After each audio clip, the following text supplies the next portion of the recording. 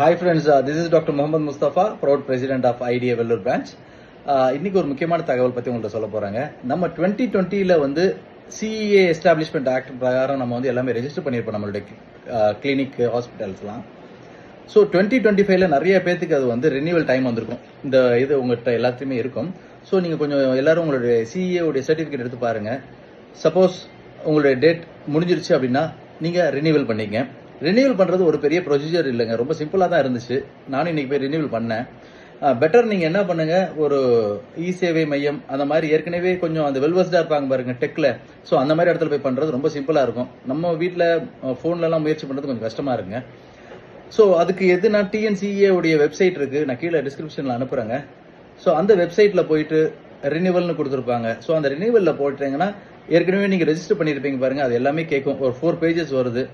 எல்லாமே அதில் ஏதாவது சேஞ்சஸ் நீங்கள் பண்ணாலும் பண்ணிக்கலாம். நான் என்னுடைய வெப்சைட்லாம் அதில் கொஞ்சம் சேஞ்ச் பண்ண வேண்டியது இருந்துச்சு. பழைய ஸ்டாஃப்ஸோட நேம் மட்டும் சேஞ்ச் பண்ண வேண்டியது இருந்துச்சு. அதெல்லாம் சேஞ்ச் பண்ணி முடிச்சிட்ட உடனே கீழே வந்து சப்மிட் கொடுக்குங்க. சப்மிட் கொடுத்த உடனே பேமெண்ட் ஆப்ஷன்ஸ் கேட்கும்.